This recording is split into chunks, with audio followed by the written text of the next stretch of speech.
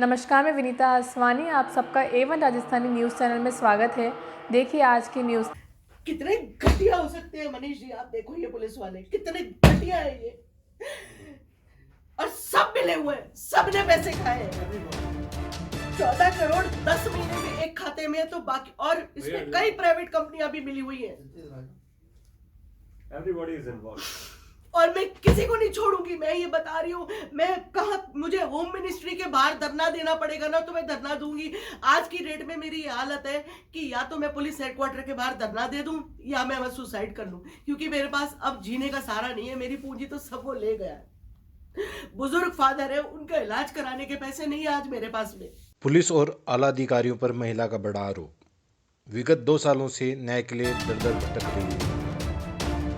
चित्रकूट थाने में दर्ज है FIR। चित्रकूट थाने की भाषा बोल रहे हैं पुलिस के आला अफसर भी। पुलिस ने आरोपी को बना दिया गवाह। मोनिका गारखेल बनाम विकास सतीश शर्मा का है मामला।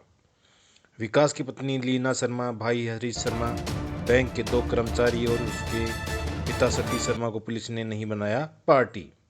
पीड़ित महिला की जुबानी, उसकी परेशानी। नमस्कार, मेरा नाम मोनिका गारखेल है और मैं एक NRI हूँ। और 2020 में मैंने इंडसइंड बैंक DCM ब्रांच में अपना एक NRO अकाउंट खोला था, जिसमें कि मैंने मेरी जितनी भी जमा पूंजी थी या मेरी सैलरी सेविंग्स थी वो मैंने ट्रांसफ़र करी। तो करीबन 3 पार्ट में मेरे अकाउंट में 65 से 70 लाख रुपए आए। इसके बाद वहाँ के जो तत्कालीन ब्रांच मैनेजर थे विकास सतीश शर्मा, उन्होंने मुझे कांटेक्ट करा और अलग अलग स्कीमों का हवाला देते हुए ये कहा कि आप इसमें इन्वेस्ट करें, उसमें इन्वेस्ट करें। काफ़ी देर तक मना करने के बाद समहाउ जनवरी 2021 में मैंने उनकी एक स्कीम में इन्वेस्ट करने का अप्रूवल दे दिया कि ठीक है मैं इन्वेस्ट कर देती हूँ। और उन्होंने कहा कि मैं एक फंड मैनेजर हूँ और इक्विटी में इन्वेस्ट करूँगा, you will get better returns, और आपका जो पैसे हैं वो आपको बहुत ज़्यादा देर के लिए इन्वेस्टेड नहीं रखने पड़ेंगे।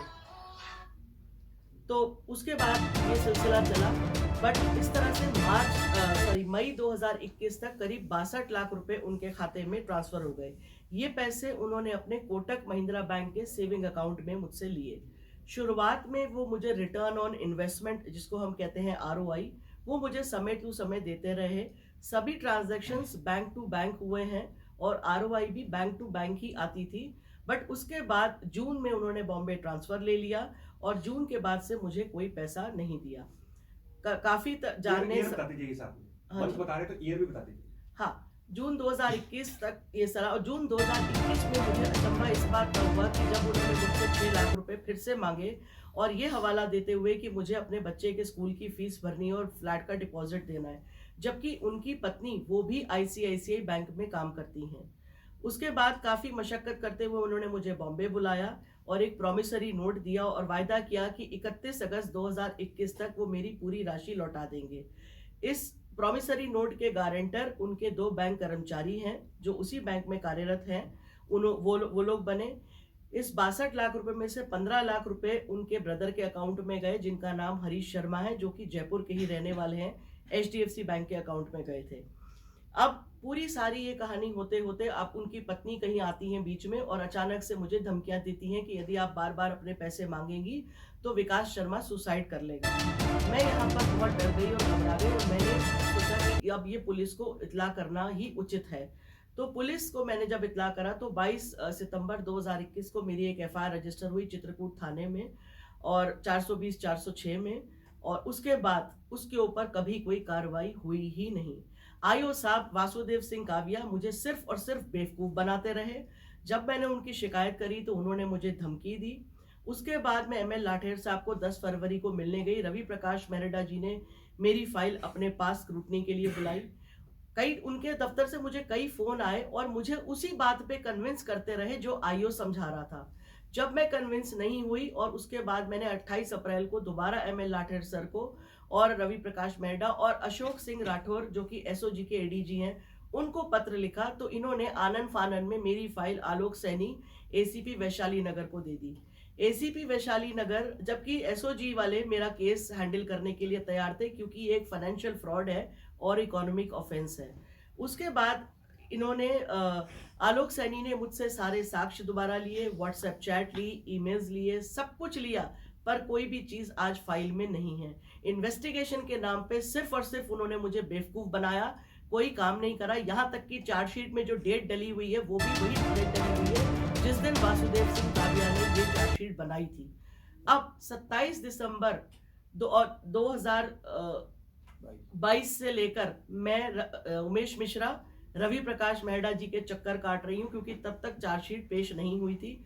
मैंने उनसे बहुत विनती करी और सर को पूरा मैटर समझाया कि सर प्लीज हाथ जोड़कर विनती है कि आप मेरी फाइल एसओजी को दे दें, ताकि इसकी बहुत अच्छे तरीके से, और ये आप मेरी बात का भरोसा करिए सर कि एक फाइनेंशियल फ्रॉड है और कई ऐसे लोग होंगे जिनका पैसा ऐसे गया होगा, आप उनकी भी मदद करेंगे मेरे द्वारा। बट मुझे सिर्फ बिल्कुल पुलिस उसको शुरुआत से बचा रही है। इसमें 5 आरोपी है। मुख्य आरोपी विकास शर्मा, उसके बाद उसकी पत्नी है। अब उसकी पत्नी आरोपी है, पुलिस ने उसको गवाह बना लिया। एक आरोपी गवाह कैसे बन सकता है, ये किस कानून में लिखा है मुझे बताएं आप। वकील साहब आप बताएं कि किस ये अचरज की बात नहीं है कि मतलब चित्रकूट थाने की गाइडलाइन पर पूरा पीएचक्यू और पुलिस विभाग चल रहा है। नहीं, सब ये वैसी बात है भाई साहब कि सोने के अंडे देने वाली मुर्गी पे हाथ कौन डालता है। और विकास शर्मा ने, जब मैंने बहुत उनको खचेड़ा तो उन्होंने मुझे ये कहा कि मैं एक पुलिस वाले के थ्रू ये काम करता हूँ। इसमें कितनी सच्चाई है या नहीं ये तो मुझे नहीं पता, पर मुझे ये जरूर समझ में आता है, इतनी तो दुनिया मैंने भी देखी है कि जब तक किसी का सहारा या सपोर्ट ना हो तो इतना बड़ा फ्रॉड चलता नहीं है। अब मैंने चार्जशीट की कॉपी और सब चीज देखी, आप अचंभित रह जाएंगे कि मैंने उसमें क्या देखा। आप जानना चाहते हैं मैंने उसमें क्या देखा?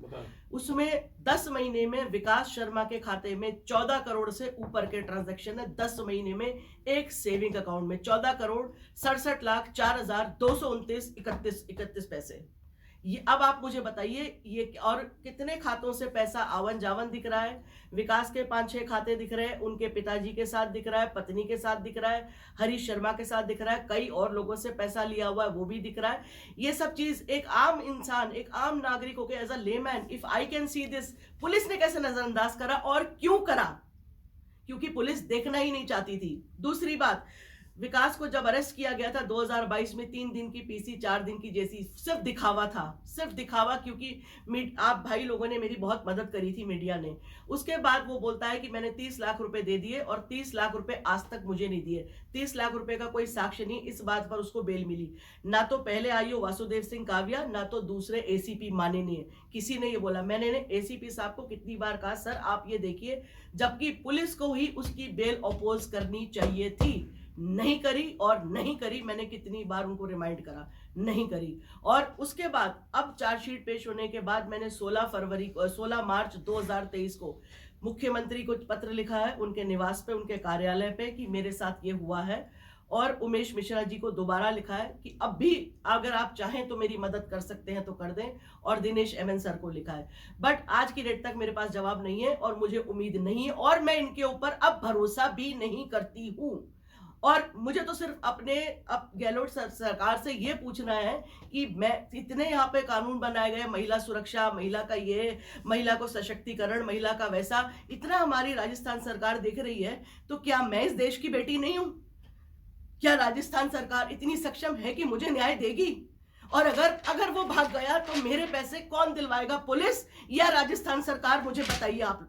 तो दोस्तों, इसी तरह की लेटेस्ट अपडेट्स पाने के लिए आप हमारे YouTube चैनल को सब्सक्राइब करें A1 राजस्थानी। और इसके अलावा आप हमें Facebook पे भी सर्च कर सकते हैं, राजस्थानी करें A1 राजस्थानी। वहां जाकर आप हमारे पेज को लाइक कर सकते हैं और वीडियो को शेयर करना ना भूलें।